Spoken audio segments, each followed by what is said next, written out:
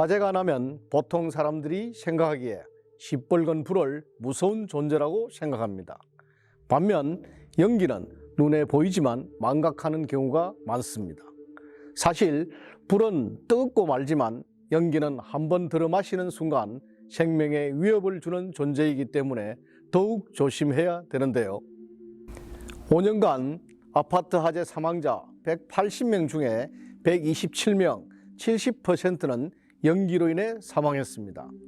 특히 아파트 화재는 대부분이 발화 지점 및 발화청으로 연소 범위가 국한됨에 따라 위층으로 화재가 확대되는 비율이 1.4%로 상당히 제한적인데도 불구하고 우리 집에 화재가 발생하지 않았고 피난 계단으로 연기가 올라오고 있음에도 사람들이 불안감을 참지 못하고 대피를 시도하다가 일산화탄소 중독 사망 사고가 발생합니다.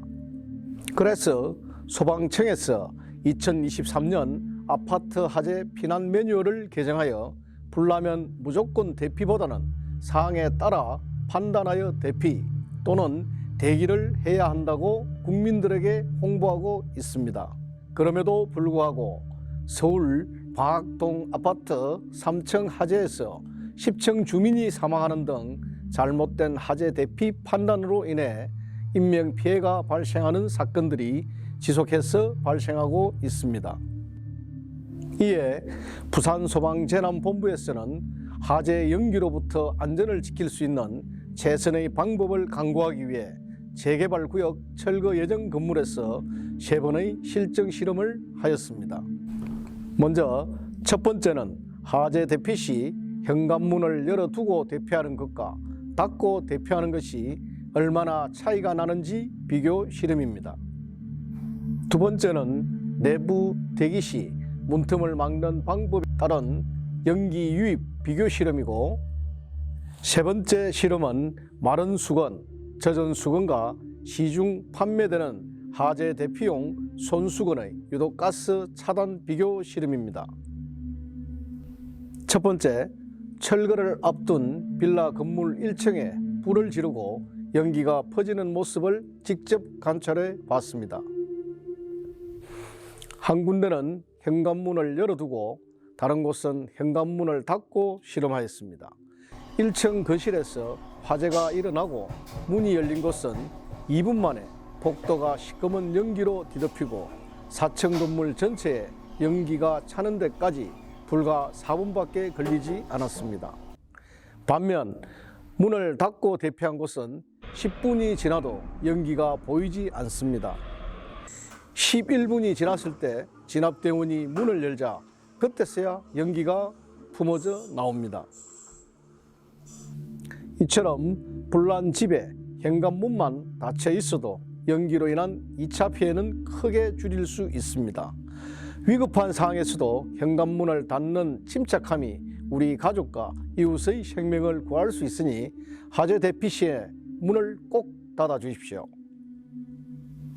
다음 두 번째는 2층 거실에 유독가스 연기가 많이 발생하는 물질을 태워 거실 전체를 연기로 가득 채운 상태에서 방 1의 문틈은 방열 테이프로 막고 방 2의 문틈은 젖은 수건으로 막고 방 3은 막지 않은 상태에서 연기 유입 차이 여부를 관찰했습니다.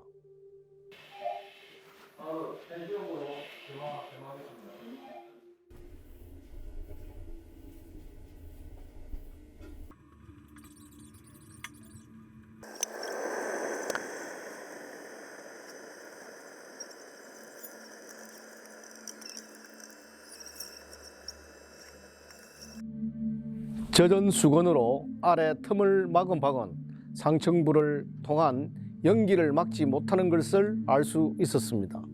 이처럼 외부로부터 연기나 열을 느껴서 내부에서 대기를 하는 경우에는 연기와 열에서 가장 먼 곳으로 대피한 후 문틈을 방열 테이프로 막고 119로 신고하여 본인의 위치를 알리면 소방관이 도착하기 전까지 연기로 인한 피해를 최대한 막고 생존율을 높일 수 있습니다. 또한 화재 때 나오는 유독가스는 공기보다 가벼워 상승하므로 최대한 낮은 자세를 유지하면서 젖은 수건으로 입과 코를 막아야 합니다. 그런데 왜 젖은 수건일까요? 첫 번째 이유는 뜨거운 열이 직접 폐로 들어가는 것을 막아주기 때문입니다. 두 번째 이유는 물기가 섬유 조직의 구멍을 메워 밖에서 들어오는 유독가스를 막아주고 녹여줍니다. 세 번째 이유는 물 분자 속 산소 성분이 호흡을 도와줍니다. 위아래가 두 부분으로 나눠진 통 안에 먼저 마른 수건을 깝니다. 윗통에는 일산화탄소 측정기를 설치하고 각종 유독가스를 내뿜는 물건을 준비하고 태웁니다. 약 1분 만에 아랫부분에 연기가 가득 차고 1분 50초가 지났을 때 연기 측정기가 반응합니다.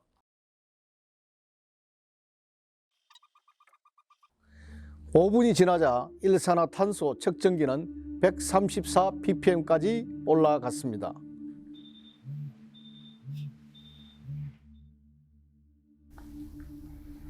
그렇다면 젖은 수건은 어떨까요?